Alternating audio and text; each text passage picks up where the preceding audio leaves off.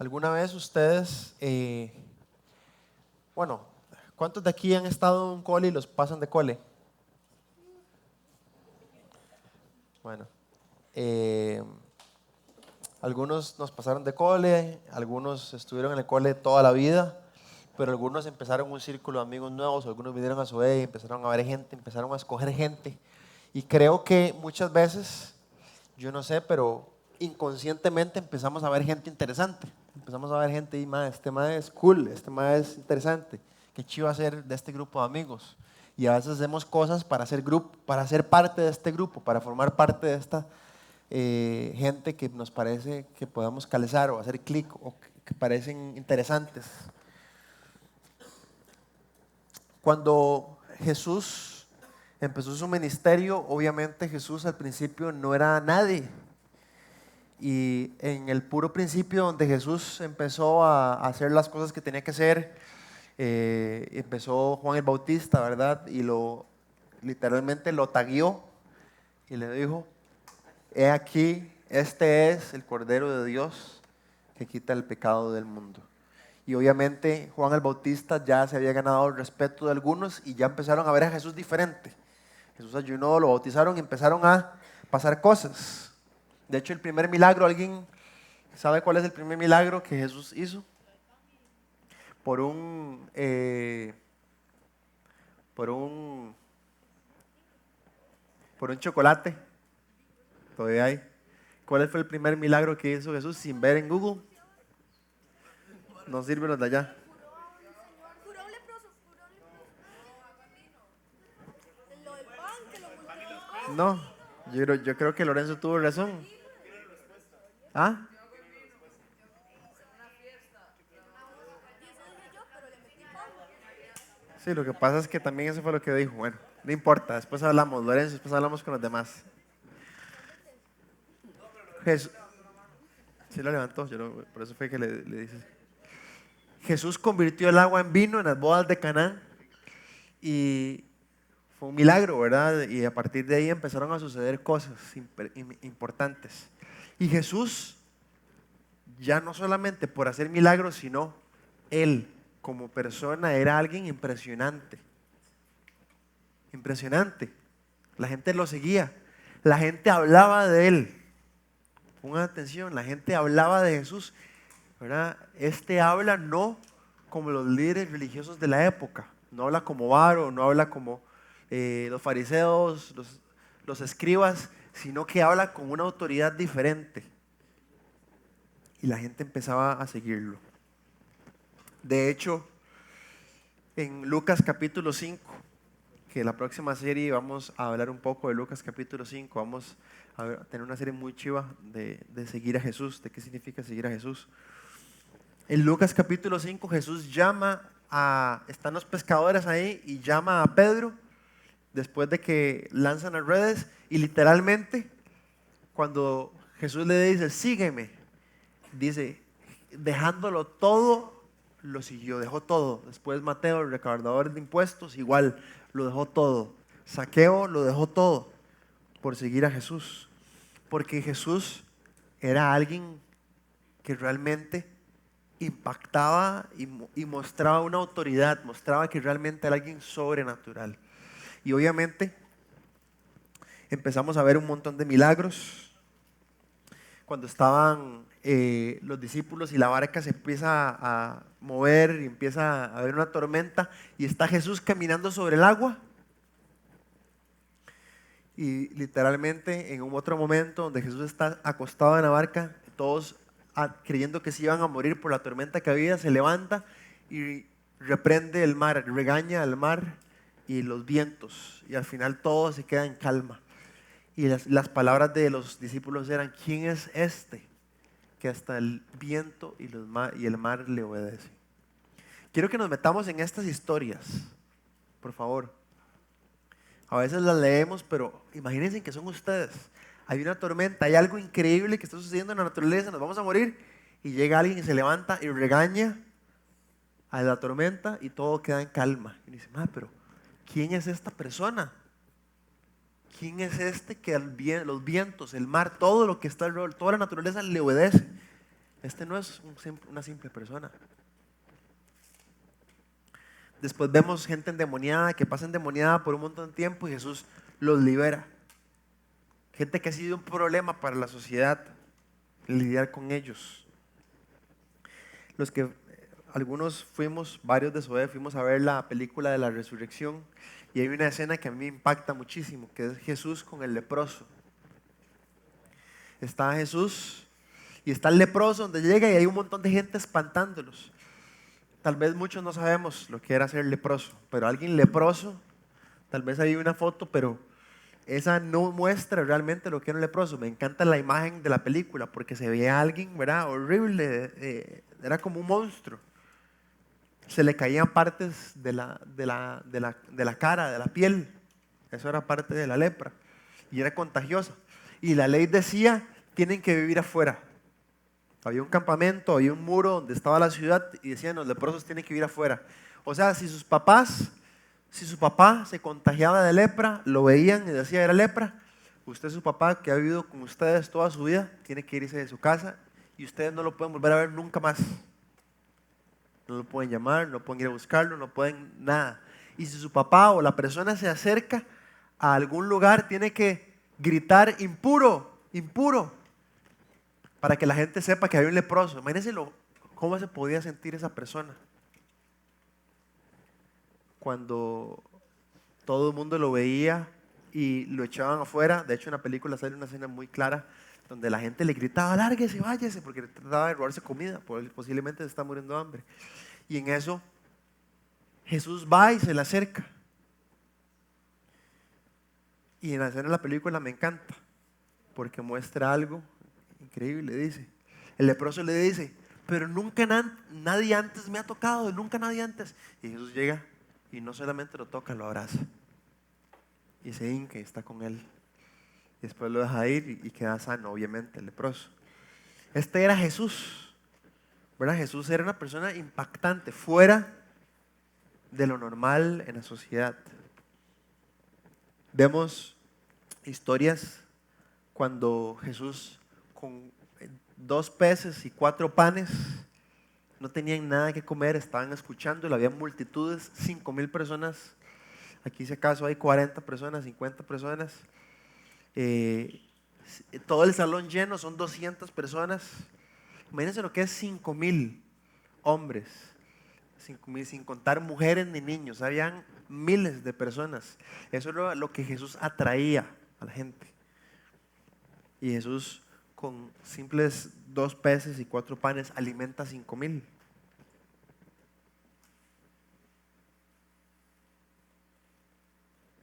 O sea, Jesús era el más cool de todos los cooles. O sea, Jesús era el personaje del lugar. O sea, si había alguien del cual todos querían ser amigos, era Jesús. Del cual todos querían estar cerca, era Jesús. Imagínense no solamente ser aquellos que llegan y se acercan donde Jesús, sino ser sus discípulos, aquellos que además Jesús los escogió. Jesús le dijo, Piero, venga, ven y sígueme, venga. Vamos conmigo, se sienta con él en el círculo de amigos de él. ¿Ustedes no creen que los maes se sentían, obviamente, yo ando con el mae más cool de todos? Es más, todos quisieran estar en el lugar donde yo estoy, soy su discípulo. Me siento con él. Cuando todos los 5,000 están allá dispersos peleándose por el palco, los discípulos están alrededor de Jesús, escuchándolo. ¿No les ha pasado a ustedes a veces que rajamos demasiado, ¿verdad? Con un amigo o alguien que conocemos, o decimos, no, mi papá, a la doña La Toyota, sí, mi papá es amiguísimo de doña La Toyota, como alguien importante. Yo tenía en el cole un amigo, Gabriel se llama, el papá de él era el no sé qué del Hotel Fiesta. Entonces cada vez que queríamos ir al Hotel Fiesta, gratis, todo, brazaletes y brazaletes mayores de edad, o sea, pues eso es lo que nos dé la gana. Y para mí era como más, sí, yo soy compa de Gabriel. Era como sentirme orgulloso, ¿verdad? Que Pero estos maes no era compa de Gabriel, no eran compa el hijo del dueño de la Toyota, o soy hijo del dueño, no, era Jesús.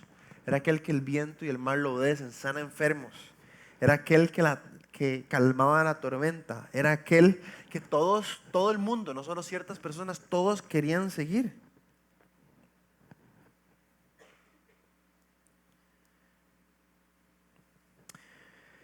¿Cuántos de nosotros a veces hemos llegado a ver a Jesús así?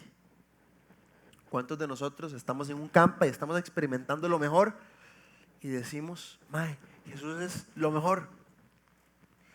Yo tengo mensajes de ustedes, o me han llegado muchos de ustedes a veces a hablar, Varo, ahora sí es cierto, dejo todo, esta hora me tiene cansada, yo realmente voy a hacer un cambio en mi vida y voy a empezar a seguir a Jesús. Jesús es mi Señor, lo amo, solo esto es lo que quiero, esto es lo que más me llena. Los discípulos en ese momento tenían ojos para ver realmente quién era Jesús. Lo palpaban, lo veían. Ahorita nosotros no lo vemos, no lo vemos, pero lo podemos palpar y lo podemos ver también, pero no físicamente, sino en nuestras vidas, en la gente que está alrededor. Y en un campo a veces sentimos que lo tocamos, lo palpamos. Ahora yo tengo, como les dije, mensajes. Ahí los tengo en mi teléfono, mensajes de más. Nunca voy a dejar a Jesús, ya esta vara es todo para mí. Y otros, es en serio, me voy a poner las pilas, estoy cansado, la verdad es que me he alejado, he descuidado mi relación con Dios, pero ahora sí es en serio,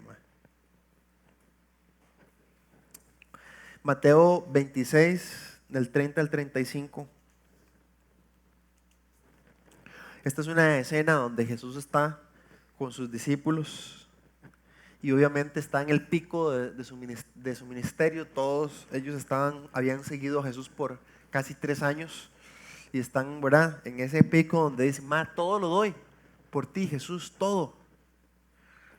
26 del 30 al 35, creo que está ahí. Dice, después de cantar salmos, obviamente estaban reunidos con Jesús, cantaban, así como cantamos adoración, cantar salmos. Salieron al monte de los olivos y dice Jesús, esta misma noche, les dijo Jesús, todos ustedes me abandonarán.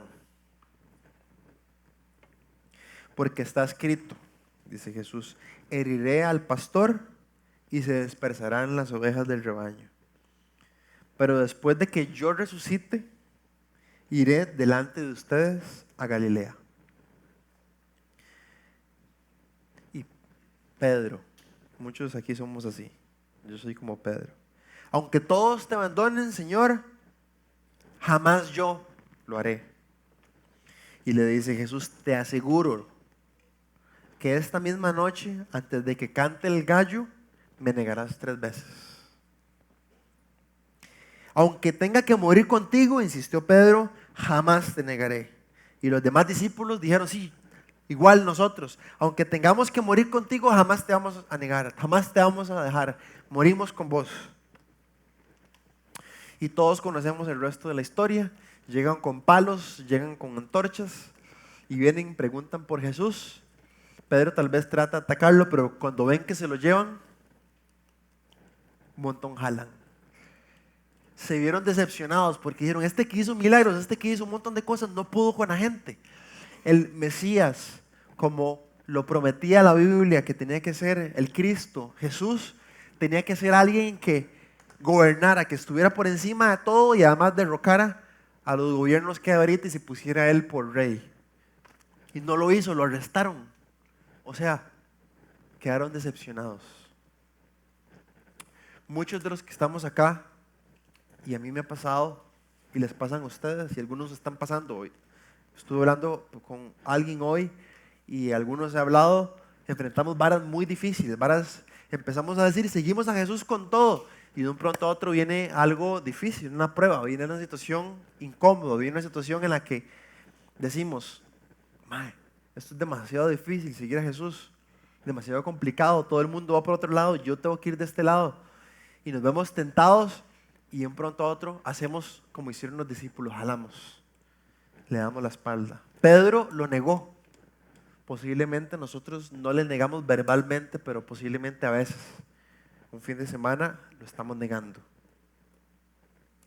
Y simplemente, ¿qué pasó con Pedro? ¿Qué pasó con sus discípulos? Perdieron la mirada, perdieron la vista, se les olvidó lo que habían aprendido. Creo que muy parecido a nosotros, ¿verdad? Después vemos la escena. Pedro, obviamente, sabemos que lo negó. Todos se sintieron decepcionados, desilusionados.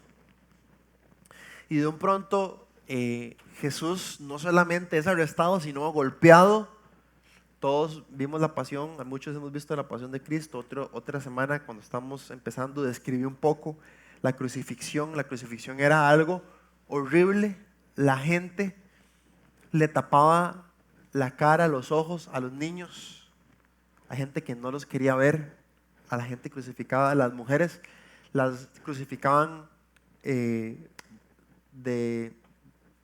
sea, de espaldas, porque la cara como que daban era tan horrible, tan espantoso, que la gente trataba de no verlo, era tan humillante que le daban la vuelta mejor a las mujeres. Era la muerte menos deseada. Y obviamente todos desilusionados. Jesús crucificado. Y después, versículo Mateo 27, 51 al 54. Dice, en este momento la cortina del santuario, voy a explicar algo muy chiva, porque a veces creo que nunca nos han explicado esto, no lo sabemos.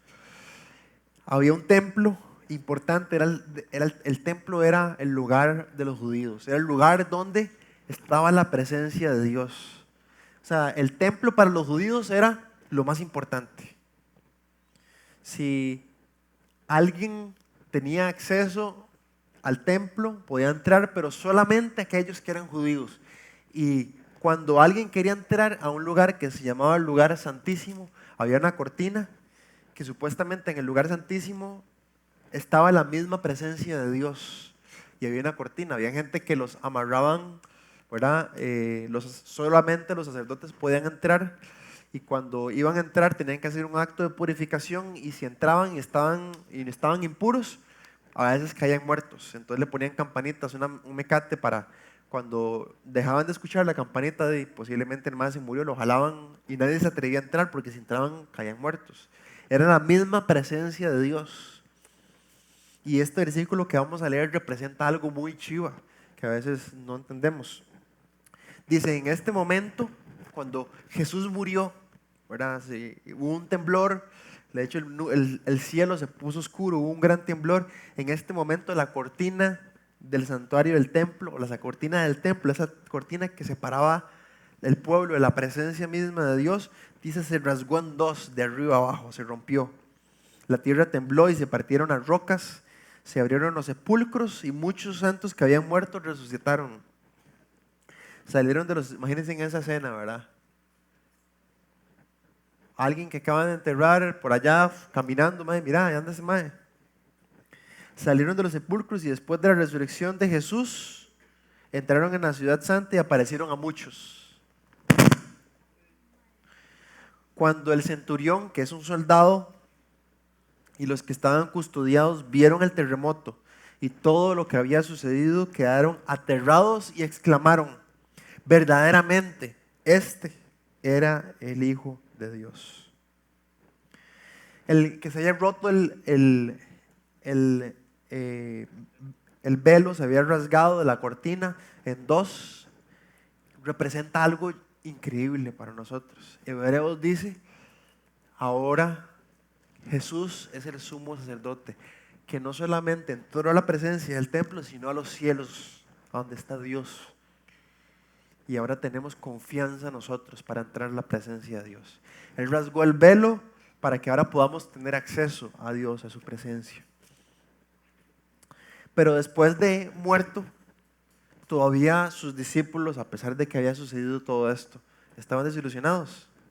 O sea, murió, lo enterraron. Pusieron una piedra en la tumba, lo vieron muchos, donde lo metieron, donde estaba muerto, donde le clavaron el costado a ver si realmente estaba muerto y efectivamente estaba muerto. Y se habían olvidado de lo que Jesús había dicho.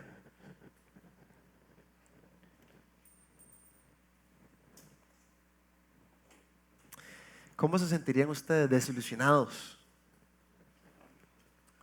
Yo he tenido amigos que a veces enfrentan situaciones muy difíciles y sienten que Dios se olvidó de ellos. Dios no está actuando como ellos esperaban. ¿No les pasa a ustedes que a veces se sienten desilusionados o le dan pereza? Ya dicen, Dios no me escucha, porque no está actuando Dios como ustedes quieren que Él actúe. Este era un momento de esos. Jesús murió. Jesús crucificado. Lo que yo esperaba que Jesús fuera, no fue. Yo he tenido amigos y familiares que se han alejado de Dios porque oraron por algo y como Dios nunca se los dio, no, esto no es real, esto no es verdadero.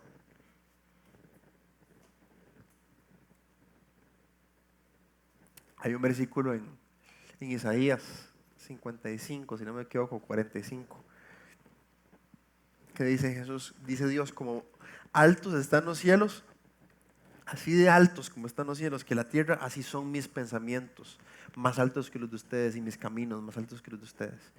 Dios actúa muy diferente a como nosotros pensamos. Bueno, Jesús crucificado, sus discípulos desaparecidos.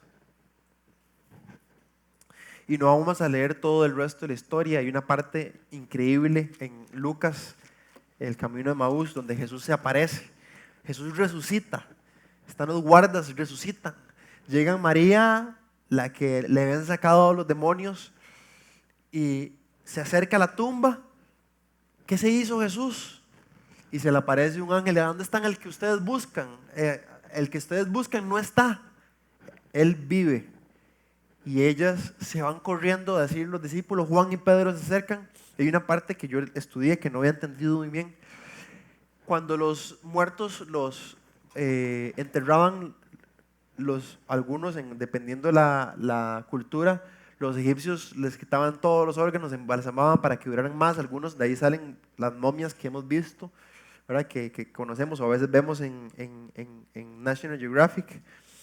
Pero los judíos nada más lo que hacían era que les ponían lienzos, ¿verdad?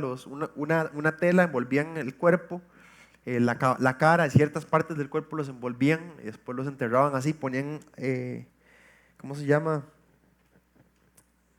Plantas aromáticas alrededor, obviamente, para tratar de disimular un poco el mal olor. Cuando van Juan y Pedro a la tumba a ver si estaba Jesús, la palabra que utiliza cuando Juan ve los lienzos que están ahí es que vio con entendimiento y creyó.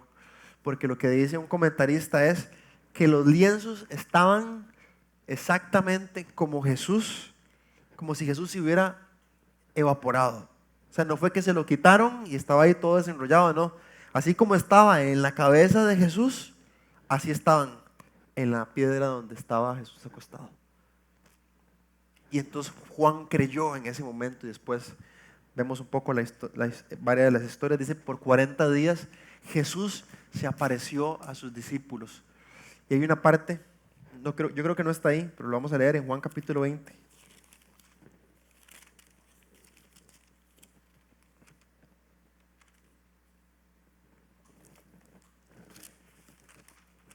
Vamos a leer Juan capítulo 20 del 19 en adelante.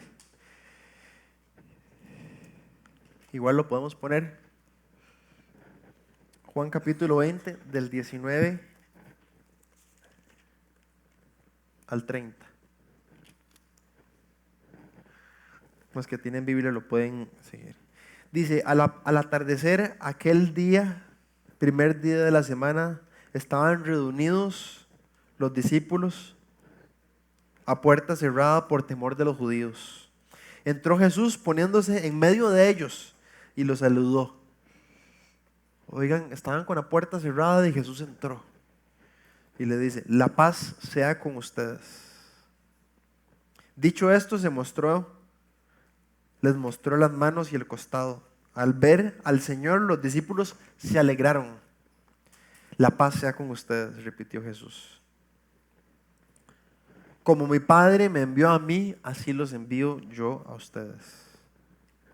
Acto seguido sopló sobre ellos y les dijo, reciban el Espíritu Santo. A quienes perdonen sus pecados, les serán perdonados. Y a quienes no se los perdonen, no les serán perdonados. Pongamos atención a esta parte del resto de la historia. Tomás, no hay nadie que se llame Tomás. Normalmente los Tomases son incrédulos, dicen, por esta historia. Tomás, al que apodaban el gemelo, y que era uno de los 12, no estaba con los discípulos cuando llegó Jesús. Jesús se les había aparecido, les dijo, la paz sea con ustedes, les enseñó las heridas y el costado, y en ese momento Tomás no estaba con ellos. Y en eso dice, así que otros discípulos le dijeron, hemos visto al Señor. Y entonces, ojo lo que responde Tomás. Mientras no vea la marca de los clavos en sus manos y meta mi dedo en las marcas y mis manos en su costado, no creeré, repuso Tomás. Una semana más tarde los discípulos una semana más tarde estaban los discípulos de nuevo en la casa y Tomás con ellos. Aunque las puertas estaban cerradas, otra vez Jesús entró y poniéndose en medio de ellos, los saludó. Y les dijo, la paz sea con ustedes. Y ojo, qué increíble, qué personal. Y esto es lo que quiero que veamos. Así de personal es Jesús. Así de íntimo es Jesús.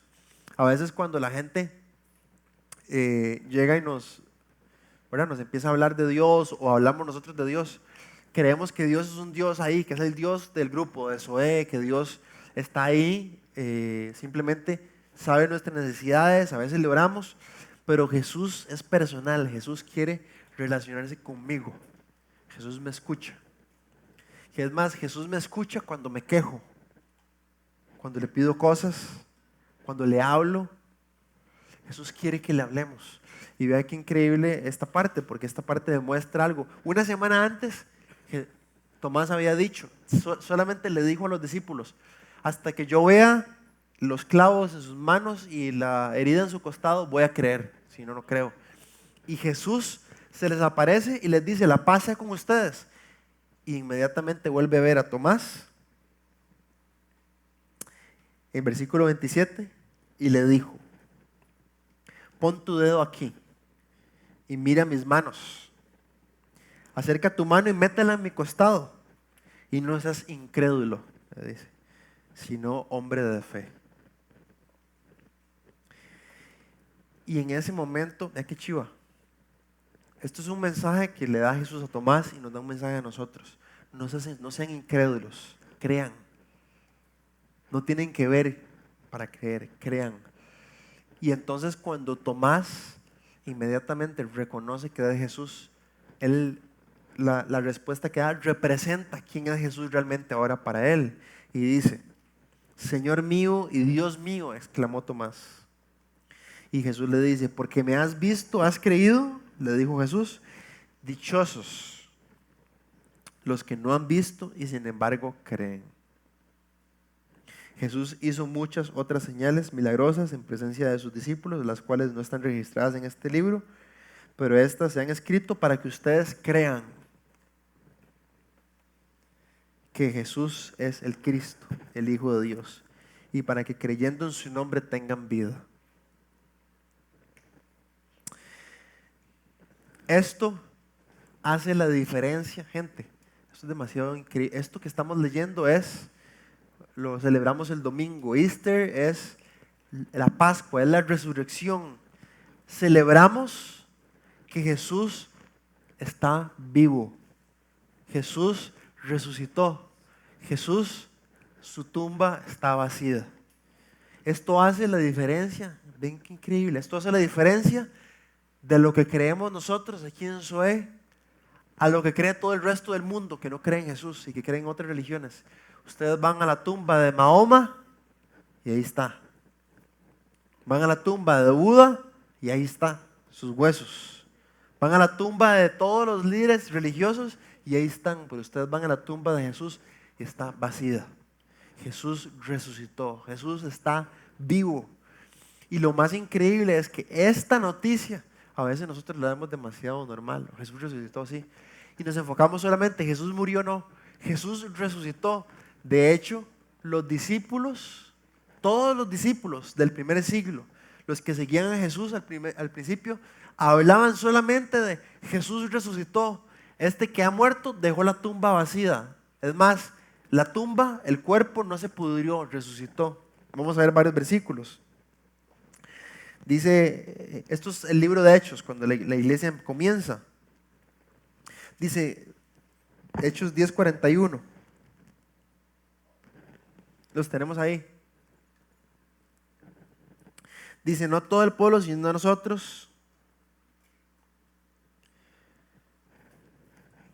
Manro Tuti, porfa.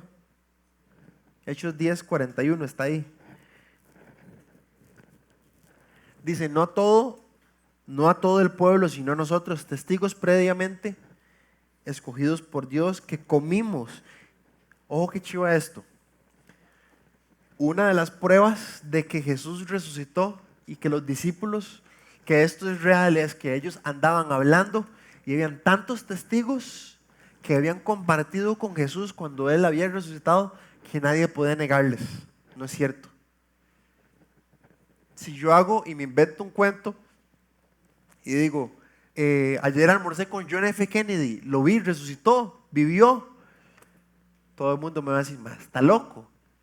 Al menos que haya un montón de gente con la que John F. Kennedy se haya sentado, comido, hablado y todos digan, no, sí, yo también estuve con John F. Kennedy. Y que un montón, todos estudiaron con John F. Kennedy. Jesús, después de haber resucitado, estuvo 40 días, se representó a un montón de gente. Y ellos, cuando empiezan a hablar, dar testimonio, dicen, nosotros también somos testigos escogidos por Dios. Y no solamente sabemos que Jesús resucitó porque nos dicen, sino que comimos y bebimos con Él. Después Hechos 4:2 dice, la gente estaba muy disgustados porque los apóstoles enseñaban a la gente y proclamaban la resurrección. O sea, ellos, era tan impresionante que Jesús había resucitado que todo el mundo, obviamente es como un poco raro que yo llegue al cole y le agarre a un compañero y le diga, Jesús resucitó, mae. Me van a decir, mae, ¿qué le pasa a este mae? Pero la fe de nosotros, la confianza de nosotros, la fe, estamos aquí nosotros porque no solamente Jesús murió por nuestros pecados, sino que venció la muerte, resucitó. Y esto es algo que los discípulos simplemente se impresionaban, decían, mae, Jesús resucitó, está vivo. Lo vimos, comimos con Él. De hecho hay varios versículos, el que sigue. 4:33, los apóstoles a su vez con gran poder seguían dando testimonio de la resurrección del Señor Jesús. La gracia de Dios se derramaba abundantemente en ellos. La gente escuchaba, Jesús resucitó, está vivo. Dicen, ¿cómo? Sí, comimos, vivimos con Él. De hecho, cuando Juan habla en 1 Juan dice, el testimonio que le dimos es porque lo vimos, lo palpamos con nuestros ojos. El verbo, estuvimos con Él. Hechos 17:32 dice, cuando oyeron de la resurrección, unos se burlaban, pero otros dijeron, queremos que usted nos hable en otra ocasión sobre este tema. Se interesaron. Estos eran gente que no eran judíos.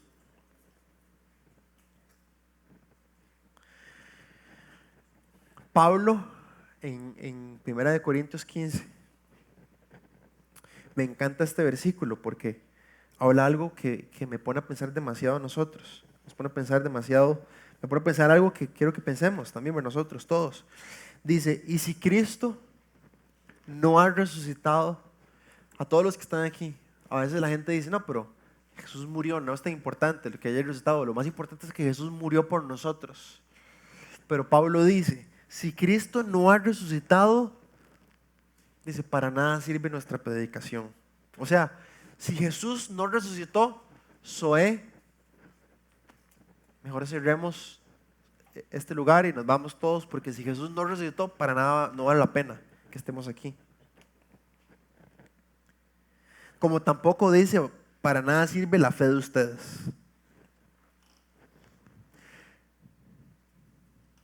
Versículo 17.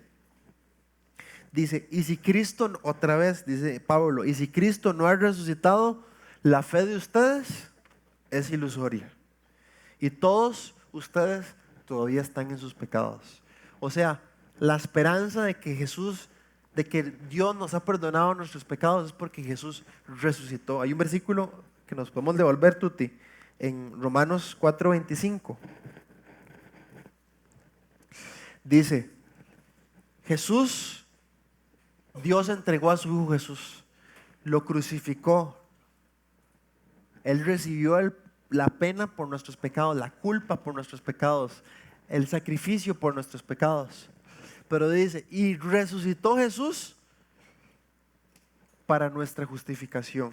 O sea, Jesús venció la muerte y resucitó, y simplemente lo que Dios dijo por medio de la resurrección es, ahora sí, los que ponen la fe en Jesús, ustedes están justificados.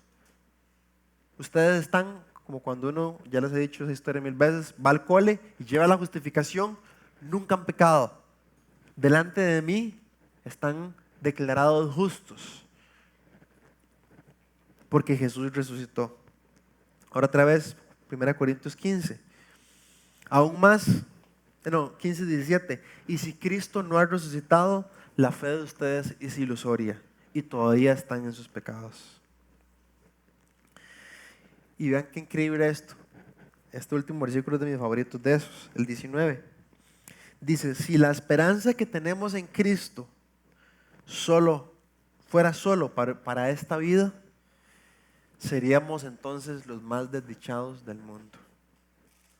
Cuando yo leí este versículo, yo me puse a pensar, ¿por qué será que Pablo dice, si la esperanza que tenemos en Cristo fuera solo para esta vida, si solo es para esta vida yo disfrutar lo que Dios me está dando y tener mi relación con Dios, entonces ¿por qué, dice Pablo, seríamos los más desdichados? Seríamos los más, en otras versiones dice, los más miserables de esta vida, de todos los mortales. Pablo dice esto, y esto es lo que a mí me llegó demasiado, porque Pablo dice, si Jesús resucitó, el que Jesús haya resucitado es tan increíble, es un milagro tan impresionante, que yo he decidido vivir diferente. Yo he decidido ahora dejar que Jesús viva mi vida. Porque no solamente murió y tomó mi lugar, sino que resucitó para darme vida. Así como Jesús resucitó a una nueva vida, ahora mi vida aquí presente puede tener una nueva vida.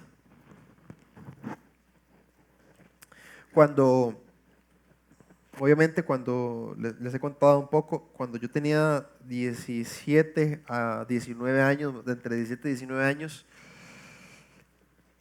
yo creí que mi vida era relativamente buena. Creí que mi vida, a pesar de que andaba fumando mota como un loco, a pesar de que andaba yendo a fiestas y me pegaban todas las fiestas, me acuerdo una vez que yo andaba en una fiesta por el Real Cariari y tenía que cruzar la pista, y cuando iba cruzando la pista, yo simplemente decía, mae, mi vida es demasiado chiva. A pesar de que andaba haciendo tonteras, y a pesar de que andaba pegándome la fiesta y haciéndole la vida imposible a mi mamá, yo decía, mae, mi vida es chiva. O sea, mi vida es, mae, puedo ser loco, nadie me dice lo que tengo que hacer, y mi vida es así, surfeo. Era entre el círculo de gente cool del cole, entonces, mae, es chiva mi vida. La gente envidia un poco mi vida. Y gente que me sigue, la verdad es que no es nada malo, relativamente tuanis tener la vida que tengo. Cuando empecé a conocer a mis amigos rastas, obviamente parte de mi vida chiva decía, mae, mi vida sería un poco más chiva todavía si además me hago rasta. Entonces fumo marihuana y leo la Biblia. Y Dios utilizó todos estos detalles para llevarme cada día más a darme cuenta, mae, sí, mi vida es chiva según el mundo, según la gente que tengo alrededor, y yo creo que es chiva. Pero cuando realmente encontré a Jesús, ahí fue donde yo dije, mae, esto que tengo ahora, sí es vida.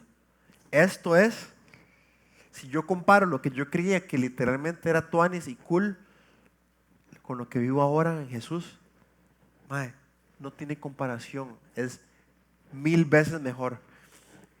Jesús murió, Jesús vivió una vida chiva, lo seguían y vivía algo increíble, estaba en comunión con el Padre.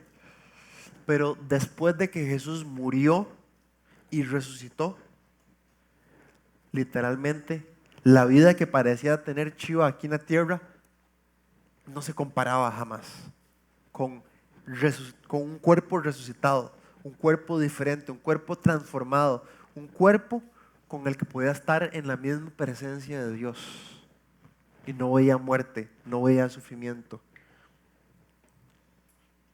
Cuando Pablo era fariseo, el mae creía tener una vida relativamente chiva. Todos le seguían, era importante, era un mae que todos admiraban, es más, gente le obedecía. Llegó un momento donde Jesús se le apareció y ese Pablo murió, pero resucitó un Pablo.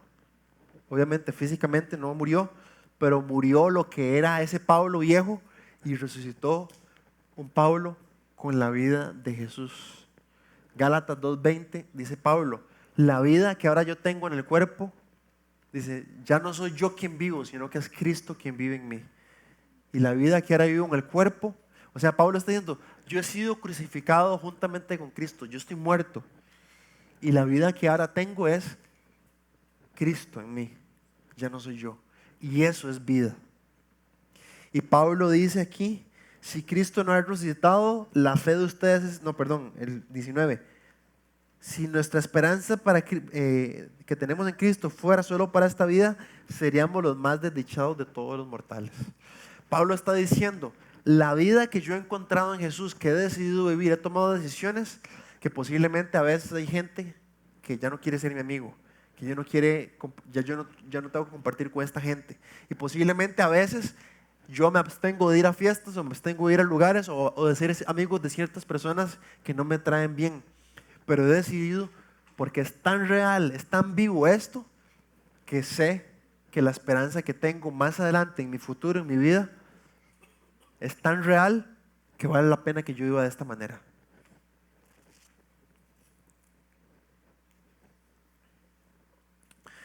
Quiero que nos pongamos de pie.